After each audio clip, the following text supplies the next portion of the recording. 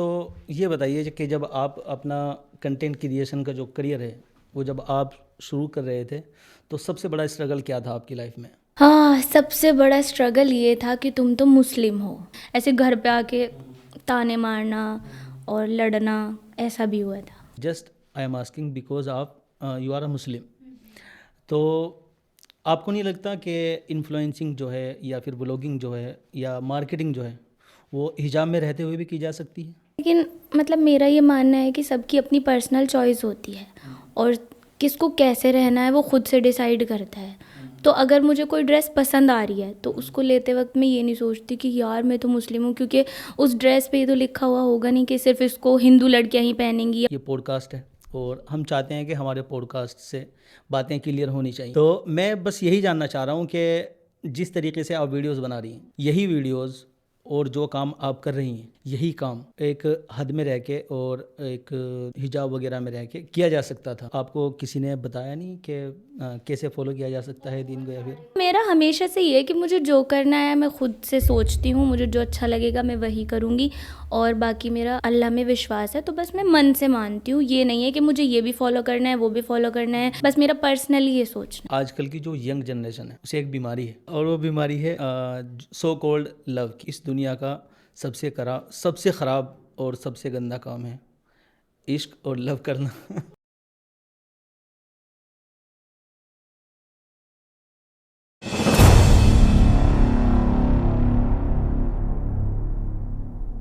Hello guys, welcome back to our YouTube channel Talks with Chaudhary. दोस्तों, आज का जो पॉडकास्ट है ये बहुत ही ख़ास होने वाला है क्योंकि आज हमारे साथ एक ऐसी क्रिएटर मौजूद हैं जो मुजफ्फरनगर से हैं और अपनी व्लॉगिंग और अपनी वीडियोस के ज़रिए से लोगों के दिलों पे राज करती हैं। तो आज के इस पॉडकास्ट में हम वेलकम कर रहे हैं आयशा खान का। आयशा खान जी, बहुत बहुत स्वागत है आपका आज के हमारे इस पॉडकास्ट में। अस्सलाम वालेकुम। वालेकुम अस्सलाम। तो सबसे पहले मैं ये चाहूँगा कि आप ये बताइए कि आपका बैकग्राउंड क्या है, कौन है आप, कहाँ से आते हैं? बैकग्राउंड तो कुछ नहीं है, बस मैं मुज़फ़्फ़रनगर में ही रहती हूँ और मुज़फ़्फ़रनगर से ही आती हूँ, वहीं पे वीडियोस वगैरह बनाती हूँ। अच्छा, तो आपका एक कंटेंट क्रिएटर बनने का जो सफ़र है वो कब और कैसे शुरू हुआ? ये तो बहुत ही मतलब ऐसा हुआ था कि मैंने सोचा तो हुआ नहीं था कि भाई मुझे कंटेंट क्रिएटर बनना है या फिर कुछ। एक्चुअली मैं सिंगर बनना चाहती थी और बचपन से ही मेरा सपना था कि मैं सिंगर ही बनूंगी। एंड मैंने ना बहुत बार ट्राई किया कि मैं सिंगिंग करूं, सीखने का भी ट्राई किया।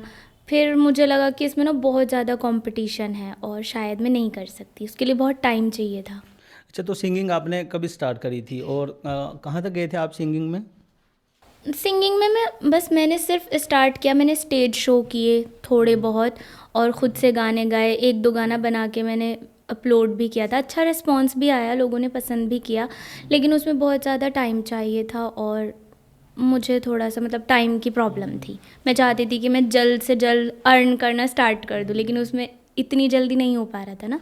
अच्छा, आपकी जो वीडियोज़ हैं, हम आपकी वीडियोज़ देखते हैं, आप व्लॉगिंग भी करती हैं, आप मार्केटिंग भी करती हैं और अभी आपने बताया कि आपकी जो फर्स्ट चॉइस है वो सिंगिंग है। तो एक्चुअल में आयशा खान कौन है?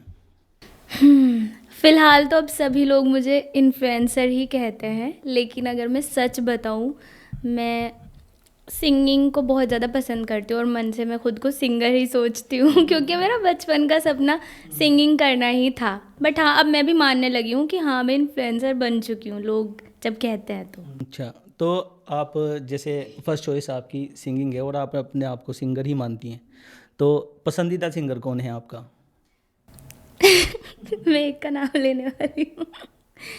अगर हम बहुत लेजेंड सिंगर्स की बात करें तो सबकी फेवरेट लता जी होती है, तो मेरी भी लता जी थी। और मतलब अभी तो वो नहीं रही, श्रेया घोषाल और सलमान अली, ये मेरे फेवरेट हैं। अच्छा, तो ये बताइए कि जब आप अपना कंटेंट क्रिएशन का जो करियर है वो जब आप शुरू कर रहे थे तो सबसे बड़ा स्ट्रगल क्या था आपकी लाइफ में? हाँ, सबसे बड़ा स्ट्रगल ये था कि तुम तो मुस्लिम हो। ये सबसे बड़ा स्ट्रगल है कि तुम तो मुस्लिम हो, तुम तो वीडियोस नहीं बना सकती, और ये तो बिल्कुल गलत है, तुम तो हमारी कम्युनिटी में रहकर ऐसा कर रहे हो। मोहल्ले वाले बहुत ज़्यादा तंग करते थे कि ये अरे देखो ये वही लड़की है वीडियोस बनाती है, मुस्लिम होकर ऐसा करती है, वीडियोस बनाती है। ये बहुत ज़्यादा स्ट्रगल वाली बात थी। रिश्तेदार वगैरह भी ऐसे घर पे आके ताने मारना और लड़ना, ऐसा भी हुआ था। अच्छा, जैसे आपने बताया कि आप मुस्लिम कम्युनिटी से हैं और जाहिर सी बात है एलिगेशंस तो लगने ही थे और लोगों को ताने भी मारने थे। तो ये बताइए कि जब आपके ऊपर ये सब जो है इल्ज़ामात लग रहे थे, उस वक्त आपने आपको कैसे मोटिवेट रखा? कहाँ से मोटिवेशन मिलती थी आपको? मोटिवेशन मुझे ऐसे मिलती थी, मतलब मैं ये सोचती थी जो ये लोग सब कुछ बोलते हैं, अगर मैंने सच में कुछ कर लिया, फिर एक दिन ये लोग आके बोलेंगे कि हमें भी कुछ बता दो, कैसे करते हैं वैसे करते हैं। और फिर हमेशा से मेरा यही है कि मुझे जो भी डिसीजंस लेने होते हैं मैं खुद ही ले लेती हूँ कि मुझे जो करना है तो बस करना है, फिर फ़र्क नहीं पड़ता। अच्छा, इन सब के चलते हुए जैसे महल्ले वाले आपने बताया बोल रहे हैं और कम्युनिटी वाले आपको बोल रहे हैं, तो उस वक्त में आपकी फैमिली ने आपका साथ कैसे दिया? उनका रिएक्शन क्या था? सच कहूँ तो स्टार्टिंग में मेरी फैमिली ने साथ नहीं दिया, तो वो लोग भी मुझे बहुत डांटते थे कि कई बार ऐसा होता था कि वीडियोस डिलीट करो या फिर अपना अकाउंट ही बंद कर दो। तो फिर मैं ऐसे सिचुएशन में मतलब थोड़ी बहुत रो देती थी और ख़ुद को संभाल लेती थी कि नहीं अभी तो ये स्टार्टिंग है भाई, ऐसे ही करेंगे, लेकिन बाद में इनको समझ आएगा कि हाँ मैं ठीक कर रही हूँ। तो फैमिली ने स्टार्टिंग में सपोर्ट नहीं किया, फैमिली में बाकी सब ने किया, जैसे मेरे छोटे बहन भाई हैं वो तो मुझे हमेशा से ही सपोर्ट करते हैं हर चीज़ में। बस मेरी मम्मी वो भी दूसरे लोगों की बातें सुनकर ना वो थोड़ा सा हो जाती थी, लेकिन फिर धीरे धीरे सब अच्छा हुआ तो मम्मी भी फिर सपोर्ट में आ तो गई। फिर आगे चलते चलते फैमिली सपोर्ट कैसे हासिल किया आपने? बस फिर तो फैमिली खुद ही सपोर्ट में आ गई, पता भी नहीं चला कि कैसे सपोर्ट करने लग गए सब। और अब तो ऐसा होता है कि मैं वीडियो शूट करने के लिए अगर बोलती हूँ कि मुझे एक शूट पर जाना है तो मेरी मम्मी खुद मुझे रेडी कराती हैं, मेरी बहन सब कि ठीक है रेडी हो जाओ, रेडी होके जल्दी जाओ, तुम्हें लेट ना हो जाए। अब ऐसा हो गया, अब अच्छा हो गया सब। अच्छा, तो कौन सी वीडियो थी आपकी वो जब आपको ऐसा लगा कि आप फेमस हो चुकी हैं, आप वायरल हो चुकी हैं? किस एक्चुअली टॉपिक पे थी? वो कोई वीडियो नहीं थी, मतलब मैं इतने दिन से वीडियोस बना रही थी और मैं अपने लिए वीडियो बनाती थी, मतलब अपनी वीडियो बनाकर मैं देखूंगी, अच्छा लगता था वीडियो बनाना मुझे। लेकिन फिर हमारे शहर में नुमाइश लगती है, हर बार हर साल लगती है, तो नुमाइश लगी और मैं वहाँ पे मेला देखने के लिए चली गई। और मेले में जब मैं गई तो वहाँ पे सब लोग आए और सबने बोला आप आयशा खान हो, आप वीडियो बनाते हो, हमारे साथ एक फ़ोटो खिंचाओ। तब मुझे रियलाइज़ हुआ कि यार मैं तो सब जगह फेमस हो रही हूँ। हाँ ये बिल्कुल सच है। तब मुझे फिर फील हुआ था कि अच्छा तो लोग देखते हैं मतलब मेरी वीडियो, बस तब मुझे पता चला। अच्छा, अब मैं थोड़ा सा और पर्सनल जा रहा हूँ, तो सॉरी उसके लिए। मुझे बताइए, जैसे आप मुस्लिम कम्युनिटी से हैं और आप इस तरह से ब्लॉगिंग भी करती हैं और आप इसी तरीके से वीडियोस वगैरह भी बनाती हैं और आपकी वीडियोस हमने देखी हैं, तो आजकल का जो मॉडर्न ज़माना है उस हिसाब के ही आपका ड्रेस होता है। मैं कोई कमेंट नहीं कर रहा हूँ कि भाई आपको किस तरह का ड्रेसिंग करना चाहिए या क्या कपड़े पहनने चाहिए, just I am asking because आप यू आर अ मुस्लिम। तो आपको नहीं लगता कि इन्फ्लुएंसिंग जो है या फिर ब्लॉगिंग जो है या मार्केटिंग जो है वो हिजाब में रहते हुए भी की जा सकती है?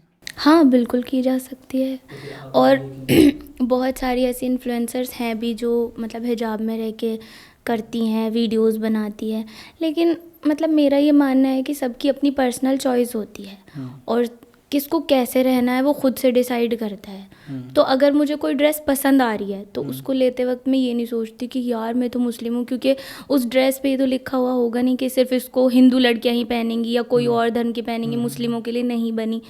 तो मेरा हमेशा से ये है कि मुझे जो करना है मैं खुद से सोचती हूँ, मुझे जो अच्छा लगेगा मैं वही करूँगी।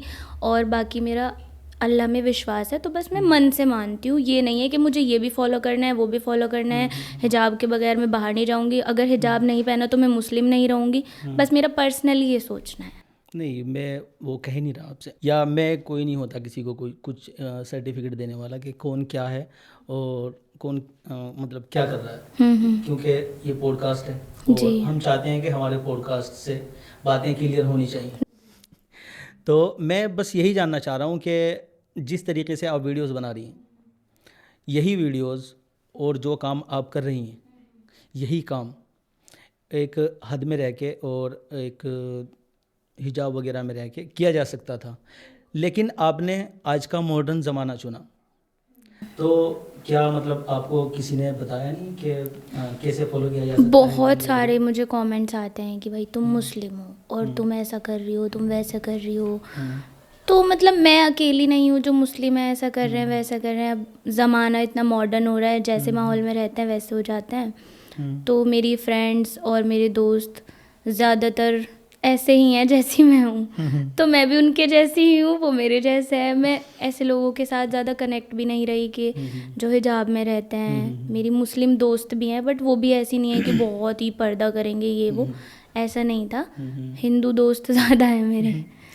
नहीं वो तो दोस्ती वगैरह तो सब जगह होनी चाहिए, भाईचारा बना रहना चाहिए। वैसे भी हम मुजफ्फरनगर से हैं, तो मुजफ्फरनगर में तो वैसे भी भाईचारा ऑन टॉप रहता है। खैर, आप मुझे ये बताइए कि करंट टाइम में आप कौन सा कंटेंट है जो आप सबसे ज़्यादा इंजॉय करती हैं? मुझे फ़नी वीडियोस देखना अच्छा लगता है, और सिंगिंग वाला तो है ही मेरा फेवरेट। एंड बस यही है, फ़नी वगैरह या थोड़ी बहुत कपल्स वीडियोस अच्छी लगती है। जो आपकी वीडियो वायरल होती है, वीडियो वायरल करने का आपका सबसे बड़ा फार्मूला क्या है? क्या स्ट्रेटजी रहती है? कुछ स्ट्रेटजी नहीं रहती भाई, कुछ नहीं रहता। वीडियो बनाओ और एडिट करो और अपलोड कर दो बस। तो कभी ऐसा नहीं लगा कि जैसे कोई वीडियो बनाई हो आपने, बहुत ज़्यादा एफर्ट लगा हो, बहुत ज़्यादा मेहनत लगी हो, और उसके बाद भी वीडियो नहीं चली हो, तो उस वक्त कैसा फील होता है? उस वक्त इतना गंदा फील होता है, बहुत गंदा फील होता है। और ज़्यादातर ऐसा होता है कि जिस वीडियो में हम बहुत एफर्ट्स लगाते हैं ना, उस पे इतने व्यूज़ नहीं आते। और जो वीडियो ऐसे हम सो कर उठे रैंडम हाय हेलो कुछ ऐसा किया और हमने डाल दी, उस पे ज़्यादा व्यूज़ आ जाते हैं। तो इसमें ऐसा कुछ नहीं होता कि ये वीडियो में ज़्यादा एफर्ट्स हैं तो ये ज़्यादा चलेगी। पर हाँ, दुख तो होता है जब हम ज़्यादा एफर्ट्स लगाते हैं। तो जैसे आपने ज़ीरो से स्टार्ट किया, और ज़ीरो से स्टार्ट करने के बाद आज आपके ऑलमोस्ट 80,000 फॉलोअर्स हैं इंस्टाग्राम पे, तो किस तरह, कैसी रही है जर्नी? अच्छी रही, बुरी भी रही, अच्छी भी रही, दोनों रही है। सबसे बेस्ट मोमेंट जो आपका इस जर्नी में रहा हो? सबसे बेस्ट मोमेंट, बहुत सारे मोमेंट बेस्ट थे। सबसे बेस्ट तो वही है कि अगर मतलब किसी ब्रांड का हमारे पास आ रहा है कि हेलो मैम आपसे प्रमोशन कराना है, फिर हमारे अकाउंट में एक मैसेज आएगा पैसे आ गए। तो वो बेस्ट है, उससे बेस्ट कुछ नहीं है। और सबसे बैड मोमेंट आपका जो कि बहुत ख़राब लगा हो और ऐसा लगा हो कि बस अब छोड़ देना चाहिए, अब नहीं करना? ऐसा कभी नहीं लगा मुझे, हाँ। मुझे नहीं। मतलब मैंने सोचा कि मैं क्यों छोड़ूं, मैं नहीं छोड़ूंगी, मतलब मुझे पसंद है तो मैं करूंगी। बस ऐसा है कि हमें ना, अगर हम सोशल मीडिया पे आ गए हैं तो हमें बैड चीज़ें भी फेस करनी ही पड़ेंगी। हर चीज़ में अच्छा भी होता है और बुरा भी होता है। तो बस मैंने उस बैड चीज़ों को एक्सेप्ट कर लिया कि ठीक है, लोग गलत कमेंट्स करते रहो। अच्छा, तो कोई जैसे सोशल मीडिया पे आप काम कर रहे हैं, जब हम कोई भी काम करते हैं, हम कोई भी मतलब कहीं जॉब करें या फिर कोई भी बिज़नेस भी स्टार्ट करें या फिर सोशल मीडिया पे आएँ ख़ास तौर से, तो हमारी कोई ना कोई इंस्पिरेशन होता है। आयशा खान की कौन है इंस्पिरेशन? किसका नाम लूँ, कोई था ही नहीं। तो बस मेरी इंस्पिरेशन शायद इंटरनेट ही है। मैं लोगों को देख देख के, जो भी क्रिएटर्स वगैरह वीडियोस बनाते होंगे। यानी कि कोई ख़ास ऐसा नहीं है जिसको आपने फॉलो करके आप चली हों? सच कहूँ तो मैंने बिल्कुल सच, मैंने आज तक किसी को फॉलो नहीं किया। ठीक है, ऐसा नहीं है कि मैं लोगों को अप्रिशिएट नहीं करती या मुझे पसंद नहीं है। उसका एक रीज़न है कि मैं किसी को फॉलो करती हूँ तो मेरे बहुत सारे दोस्त हमें भी फॉलो करो, हमें भी करो, मेरी फॉलोइंग लिस्ट भर जाएगी। तो मैंने किया नहीं। लेकिन मैंने SRK को फॉलो किया था, उनकी तो मैं बहुत बड़ी फ़ैन थी। और अभी मैंने रिसेंटली सलमान अली को फॉलो किया है, बिकॉज उनकी तो मैं फ़ैन हूँ ही, बचपन से ही काफ़ी टाइम से मैं फ़ैन हूँ उनकी, जब वो आए थे। अब मुझे ये बताइए कि जैसे आप 80,000 फॉलोवर आपने कंप्लीट कर लिए हैं ऑलमोस्ट, तो यहाँ तक की जर्नी में आपको समझ आ गया होगा कि जो नए क्रिएटर्स हैं उन्हें क्या करना चाहिए और क्या नहीं करना चाहिए। तो जो नए क्रिएटर्स हैं उनके लिए कोई 3 टिप्स देना चाहेंगे आप? उनके लिए मैं बस यही कहना चाहूँगी, कंसिस्टेंसी इज़ द की। बस अगर हम कंप्लीटली मेहनत कर रहे हैं और लगातार कोई काम कर रहे हैं तो उसका रिज़ल्ट मिलेगा ही मिलेगा। बट अगर हम ऐसे करें कि आज कर लिया, चलो 10 दिन बाद कर लेंगे, 4 दिन का गैप ले लेते हैं, फिर थोड़ा सा ना प्रॉब्लम रहती है। तो बस मैं यही कहना चाहूँगी कि भाई अपने आप पर ना विश्वास करो, किसी की मत सुनो, हमेशा खुद को चुनो, बस खुद को चुनो, फिर तो सब हो जाता है। अच्छा, अभी आपने एक बात बताई, कंसिस्टेंसी। अच्छा, सोशल मीडिया पे 2 चीज़ें होती हैं, एक होती है कंसिस्टेंसी और एक होती है क्वालिटी, तुम्हारे कंटेंट की क्वालिटी। तो आप कंसिस्टेंसी और क्वालिटी में ज़्यादा क्या इम्पोर्टेंट है आपके हिसाब से? दोनों दोनों इम्पोर्टेंट है यार, क्योंकि अगर क्वालिटी अच्छी नहीं होगी वीडियोस की, या तुम कुछ भी डाल रहे हो, तो लोग क्यों देखेंगे, पसंद ही नहीं करेंगे। बट हाँ, कंसिस्टेंसी इम्पोर्टेंट है। अगर तुम्हारी वीडियो की क्वालिटी भी थोड़ी ख़राब है ना, और तुम डेली कुछ अच्छा अपलोड कर रहे हो, तभी भी ना लोग आपको पसंद कर लेंगे। थोड़ी देर पहले आपने अर्निंग की बात करी, तो हमारे व्यूअर्स को ये बताइए कि आपकी सोशल मीडिया से अर्निंग कब शुरू हो गई थी? मेरी अब से 3 साल पहले हो गई थी शुरू। कितने फॉलोअर्स में? जब तो मेरे आई थिंक 50 के थे शायद, या उससे भी कम, क्योंकि मेरा पहला प्रमोशन आ गया था मुझे हमारे शहर से ही, अच्छा, तब से ही हो गई थी। इंस्टा पे 50 के थे आपके? हाँ, या कम थे शायद उससे, मुझे अभी याद नहीं है पूरी तरह से, पर हाँ तब से। तो ब्रांड आपको कैसे ढूंढता है, आपके फॉलोअर्स से या फिर आपकी जो आपके फेमस होने से? जैसे आपको सब क्योंकि कई लोग होते हैं उनके फॉलोअर्स ज़्यादा नहीं होते, लेकिन उनका जो चेहरा होता है, उसकी फेस वैल्यू जो होती है वो बहुत अच्छी होती है। तो ब्रांड आपको कैसे ढूंढता है, किस बेस पे आता है ब्रांड आपके पास? आई थिंक मुझे लगता है क्योंकि हम बहुत टाइम से इस चीज़ में काम कर रहे हैं कि हम प्रमोशन ही करते हैं, तो ब्रांड जब हमारी आईडी कोई देख रहा है, हमारी प्रोफाइल पे जा रहा है, तो उसको दिख रहा है कि हाँ इनका काम ही यही है, तो वो ज़्यादा जल्दी अप्रोच करते हैं। अब कुछ लोग हैं, उनके फॉलोअर्स भी हैं, लेकिन उन्होंने कुछ काम नहीं किया, तो उनके साथ काम करने में शायद थोड़ी हेजिटेशन उनको फील होती हो, मुझे ऐसा लगता है। अच्छा, जो पेड प्रमोशन जो आते हैं हमारे पास में, तो उनकी जो वीडियोज़ हैं उन्हें बनाते हुए हमें किस बात का ख्याल रखना चाहिए? वो तो जो हमारे सामने जो लोग वीडियो बनवा रहे हैं ना, वो ही हमें बताएंगे पॉइंट टू पॉइंट कि हमें इस टाइप की वीडियो चाहिए, और जैसी उनको चाहिए वैसी बना के दे दो, सिंपल।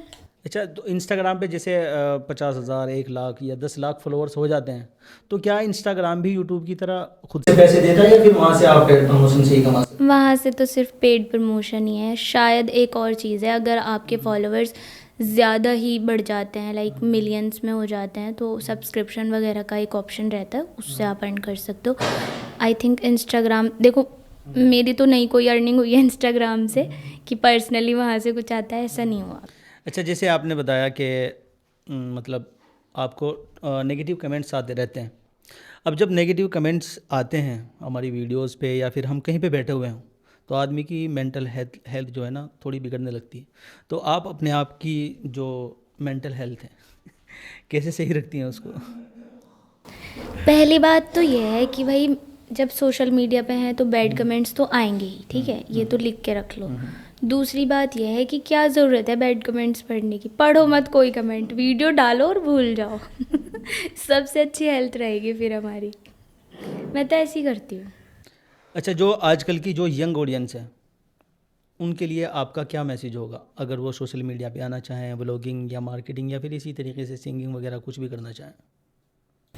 तो उनके लिए यही मैसेज है कि अगर आप कुछ करना चाहते हैं तो करिए, मतलब बस आपको थोड़ा सा अपने मन को पक्का करना होगा कि आपको लोग बुरे बुरे कमेंट्स करेंगे, ट्रोल करेंगे, लोग आपको गालियाँ भी देंगे, वो आपको सुननी पड़ेगी, एक्सेप्ट करनी पड़ेगी, उसके बाद ही आप कुछ कर पाएंगे। ये सोच के तो बिल्कुल मत आना कि बस वीडियो डालेंगे वायरल और सब अच्छा अच्छा होगा, ऐसा नहीं होता। हर चीज़ के अच्छे और बुरे दोनों ही टाइप के वो होते हैं ना। अच्छा, जैसे ये जो व्यूवर्स हमें देखेंगे उनके लिए है, क्योंकि पॉडकास्ट का एक मतलब होना चाहिए, कुछ ना कुछ इंसान सीखना चाहिए, और कुछ ना कुछ जो इन्फ्लुएंसर बैठा हुआ हमारे सामने वो कुछ ना कुछ उसे सिखाना चाहिए। और सिखाता कब है आदमी, जब उसे तजर्बा हो जाता है या किसी चीज़ में वो माहिर हो जाता है। और माशाल्लाह आपके जो है 80,000 फॉलोअर्स हो गए हैं। तो मुझे ये जानना है कि जो नए जो क्रिएटर हैं जो सोशल मीडिया पे आना चाहते हैं, जब वो शुरू शुरू में वीडियो बनाते हैं तो वो डीमोटिवेट हो जाते हैं, उनकी वीडियोस पे व्यूज़ वगैरह नहीं आते। जो नए क्रिएटर्स हैं उन्हें अपनी वीडियो में या रील में क्या करना चाहिए? क्या उन्हें टाइमिंग के हिसाब से वीडियो डालनी चाहिए, या फिर उन्हें वीडियो में हुक होना चाहिए, या फिर वीडियो की क्वालिटी होनी चाहिए? आप क्या कहना चाहेंगे आपके हिसाब से? मैं ये कहना चाहूँगी कि पहले ना वो अपना एक कंटेंट सिलेक्ट करें कि हमें इस टॉपिक पे वीडियोस बनानी है, जो भी है उनका, कॉमेडी वीडियोस हैं या कुछ मोटिवेशन है, जो भी है, उसको सिलेक्ट करने के बाद वो थोड़ा सा अपनी क्वालिटी पे तो ज़रूर फोकस करें। वीडियो की क्वालिटी अच्छी होगी तभी तो लोग रुकेंगे ना उसको देखने के लिए कि इसमें है क्या। दूसरा, टाइमिंग वगैरह कुछ मैटर नहीं करती, ये है कि हाँ आप जब भी फ्री हों, जैसे ही आपका काम हो जाए आप अपलोड कर सकते हो। मैंने कुछ वीडियोज़ ऐसी भी हैं जो रात के 3-3 बजे अपलोड किए और सुबह उनमें बहुत अच्छे व्यूज़ आए हैं। ऐसा कुछ नहीं होता कि टाइम फिक्स है, इसी टाइम डालो, नहीं। और बस अपने कंटेंट में थोड़ी सी मेहनत करके, स्ट्रगल करके आप कंटिन्यूसली उसको डालो तो ऑफ कोर्स आपको रिजल्ट मिलेंगे। लेकिन आपको डेली करना है। ऐसा नहीं है कि आपने एक दिन किया और 10 दिन की छुट्टी, अब पड़े आलस में कि चलो फिर कभी देख लेंगे। अच्छा, जैसे मतलब जो बिगिनर हैं वो वीडियो डालनी शुरू करें, एक वीडियो डाल रहे हैं, व्यूज़ नहीं आ रहे हैं, तो अगर वो वीडियो की क्वांटिटी बढ़ा देते हैं, यानी कि एक दिन में 2 वीडियो या 3 वीडियो डाल देते हैं, तो इस बात से जल्दी वायरल हो जाते हैं। इस बात से और व्यूज़ कमाएंगे। पहले तो मैं ये कहना चाहती हूँ भाई, मेरा पर्सनल एक्सपीरियंस है, अगर हम एक दिन में 2 वीडियो डाल रहे हैं ना, तो जो हमारी पहली वीडियो जो लोगों तक जाने वाली थी, वो दूसरी वीडियो उसको रोक देती है, पॉज हो जाती है, उस पर व्यूज़ नहीं आते। तो एक दिन में एक ही वीडियो डालो, फिर नेक्स्ट डे उसको थोड़ा टाइम दो, फिर दूसरी वीडियो डालो। चाहे 2 दिन का टाइम ले लो, बट एक दिन में लगातार हम कंटिन्यू वीडियो डालेंगे तो ऐसे तो अच्छा रिस्पॉन्स नहीं आता। अच्छा, जैसे हमारी कोई मतलब जो बिग कंटेंट क्रिएटर हैं, उनकी जो वीडियो होती है वो वायरल हो जाती है बहुत ज़्यादा, 100 मिलियन 50 मिलियन पहुंच जाती है, तो उसको रीअपलोड करते हैं। तो क्या रीअपलोड करने से रीच और ज़्यादा बढ़ती है, या फिर ये बस ऐसे ही है, तुक्का लग जाता है कभी कभी? नहीं, ये ऐसा होता है, कुछ वीडियो में ऐसी बात होती है कि वो वायरल हो गई है ना, उस वीडियो में कुछ ऐसा कंटेंट होता है कि वो वायरल हो गई, तो जो वीडियो अपलोड कर रहा है उसको पता है कि इसमें कुछ ऐसा है जिसकी वजह से वायरल हुई है, तो वो चाहते हैं कि थोड़ा सा एक बार हम इसको रीअपलोड करेंगे तो व्यूज़ थोड़े और ज़्यादा आएंगे, मतलब थोड़े फॉलोअर्स और हम गेन कर सकते हैं, तो ऐसा होता है। अच्छा, जैसे ये सोशल मीडिया के बारे में हो गया, आप मार्केटिंग भी करती हैं। मार्केटिंग से मतलब वही मेरा प्रमोशन वगैरह करते हैं आप, तो प्रमोशंस एक क्रिएटर को किस तरह से लेना चाहिए, या और प्रमोशंस लेते हुए या प्रमोशंस करते हुए किन बातों का हमें ध्यान रखना चाहिए जिससे हम अच्छी खासी अर्निंग ब्रांड से ले सकें, अच्छा खासा पैसा ले सकें? उसके लिए बस आपको देखना है कि आप किन के साथ काम कर रहे हैं, आप उनको काम कैसा करके देंगे, इस पे डिपेंड करता है। अगर आप ब्रांड को सेटिस्फाई करते हो कि आप उनको अच्छे से अच्छा काम करके दोगे और उनको फ़ायदा होगा ही होगा, तो फिर वो आपकी मतलब बात सुनेंगे और जितना आप मांगोगे उसके हिसाब से दे ही देते हैं। ब्रांड डील जो आती हैं आपके पास में, तो ब्रांड डील क्या आपको ये बोल के आते हैं कि आपको हमारा प्रोडक्ट इतनी क्वांटिटी में बिकवाना पड़ेगा या सेल करना पड़ेगा, या फिर बस ब्रांड डील हो जाती है कि भाई आपका बिके या ना बिके, हम तो वीडियो डाल देंगे? मैं तो ऐसे ही करती हूँ। कुछ लोग होते हैं ऐसे भी, वो बोलते हैं कि परसेंटेज पे हम वर्क करेंगे, जिसमें आपके जितनी आपकी सेल होगी उसके हिसाब से हम आपको पे आउट करेंगे, बट मेरा ऐसा नहीं होता। मैं उनको क्लियरली बोलती हूँ कि मैं इतना चार्ज करूँगी, आपका चाहे सेल हो या ना हो, मेरा काम है, क्योंकि हम तो वीडियो बना रहे हैं, हमारा काम सिर्फ आपका ऐड करना है, ना कि अब उसकी हम गारंटी ले लें कि इसको सेल भी हम ही करके देंगे, ऐसा नहीं होता। जैसे आपने कोई ब्रांड प्रमोट किया, और ब्रांड प्रमोट आप करने के बाद आपकी वीडियो पे मान लेते हैं कि 5 लाख व्यू आ गए आपकी वीडियो पे, तो उन 5 लाख व्यूज़ से मिनिमम कितनी सेल हो जाती है एक प्रोडक्ट की? वो तो वही ऐसे ही, बता मतलब सकते एक हैं। आप अंदाज़ा लगा के बता दें ताकि जो क्रिएटर हैं या जो ब्रांड डील करने वाले हैं या जिन्हें ब्रांड डील मिलने वाली है, उन्हें थोड़ा बहुत अंदाज़ा हो जाए, क्योंकि आप उस फील्ड में हैं, आप अच्छी तरीके से बता सकते हैं। एक अंदाज़ा बता दें आप। ये तो मैं सच में नहीं बता सकती, मुझे खुद आइडिया नहीं है, क्योंकि मैंने दूसरों का प्रमोशन। हाँ, अच्छा, जैसे आपने स्टोरी लगाई, स्टोरी लगाने के बाद आपने उस पर किसी प्रोडक्ट का लिंक डाला, हाँ, लिंक डालने के बाद फिर ये चेक होता है कि कितने लोगों ने लिंक पे क्लिक करके प्रोडक्ट तक पहुँचे। तो मान लेते हैं अगर आपकी स्टोरी पे 1 लाख व्यूज़ आ गए, तो उनमें से कितने लोग ऐसे हैं जो उस लिंक पे क्लिक करके प्रोडक्ट तक पहुँचते हैं? 10,000 तो पहुंच ही जाएंगे यार। जब 1 लाख लोग देख रहे हैं, कम से कम इतने तो पहुंचेंगे ही ना। हाँ, इतना तो हो ही जाएगा। और ये भी मुझे पक्का आइडिया नहीं, ज़्यादा भी हो सकता है। ज़्यादा भी हो सकता है। हाँ। अच्छा, इन फ्यूचर आप अपने आप को कहाँ देखती हैं? व्लॉगिंग में, मार्केटिंग में, या फिर सिंगिंग में ही? सिंगिंग में सिंगिंग में देखती हूँ मैं अपने आप को। तो उसके लिए आप कुछ रियाज वगैरह कर रही हैं आप? फिलहाल नहीं करी, बट मैं करूँगी जल्दी ही। तो आप अपने आप को आगे चल के यूट्यूब पे लाना चाहती हैं? यूट्यूब पे काम करेंगी आप आगे चल के, या फिर बस इंस्टाग्राम तक ही रहेंगे? सच कहूँ तो मैं यूट्यूब पर हूँ, अच्छा। पर मैंने अपने चैनल का लिंक अपने इंस्टाग्राम पे नहीं लगाया हुआ है, क्योंकि मैंने अभी स्टार्ट किया है और उस पर मैं ज़्यादा एक्टिव भी नहीं हूँ। बट हाँ, अगर उस पर थोड़ा सा रिस्पॉन्स जब अच्छा आने लगेगा तो मैं अपने इंस्टाग्राम पे उसको रिवील करूँगी। मैंने अभी किसी को नहीं बताया हुआ है कि मैं यूट्यूब पर हूँ। अच्छा, तो अब हमें ये बताइए कि लॉन्ग टर्म आपका ड्रीम क्या है? इन्फ्लुएंसर या फिर आप बिजनेस करेंगे आगे चल के? मैं 3 चीज़ें करूँगी। वैसे तो बतानी नहीं चाहिए करने से पहले ना पर चलो बता देती हूँ मैं। एक तो मेरा बिज़नेस का आइडिया है, वो मैं जल्दी ही रिवील करूँगी, वो भी होने वाला है। और दूसरा मैं सिंगिंग कर सकती हूँ, और इन्फ्लुएंसिंग तो देखो मैं परमानेंट करूँगी ही करूँगी, चाहे मैं कुछ भी कर लूँ ये तो करना ही है मुझे अब। अच्छा, अब आपके जो फॉलोअर्स हैं और हमारे जो व्यूअर्स हैं, उनके लिए कोई एक प्यारा सा अच्छा सा मैसेज आप देना चाहेंगी? हाँ, सुन रहे हैं, बताइए। उनके लिए मैं यही कहना चाहूँगी, सबसे पहले तो थैंक यू सो मच जो लोग मुझे सपोर्ट करते हैं, इतना प्यार दिखाते हैं। बहुत सारे लोग ऐसे भी हैं, कहते हैं कि नहीं अनफॉलो करेंगे, हम नहीं देखते, या बुरी बुरी कमेंट्स करते हैं, लेकिन जो लोग मुझे हमेशा से देखते आ रहे हैं और मुझ पर ट्रस्ट करते हैं, उन सबको मैं दिल से सच में थैंक यू बोलती हूँ। और मतलब मैं उन लोगों की मेरे मन में बहुत ज़्यादा कद्र है, मुझे अच्छा फ़ील होता है कि वो लोग मुझे सपोर्ट करते हैं। तो आप लोग भी अगर कुछ करना चाहते हैं तो आप भी आगे बढ़िए, स्टार्ट कर दीजिए। बस ये मत सोचिए कि हमारे पास बैकग्राउंड अच्छा नहीं है, माइक नहीं है, ये नहीं है, वो नहीं है। अगर आपको कुछ करना है ना तो स्टार्ट कर दो, फिर अपने आप होने लगता है धीरे धीरे। सो आयशा खान जी, बहुत अच्छा लगा कि आप हमारे पॉडकास्ट में आए और बहुत कुछ आपसे सीखने को मिला और बहुत कुछ आपने बताया सोशल मीडिया के बारे में, बिज़नेस के बारे में भी, और इसी तरीके से अपनी लाइफ के बारे में भी। शुक्रिया बहुत बहुत आपका कि आप हमारे पॉडकास्ट में आए और हमसे बातचीत करने के लिए आप राज़ी हो गए।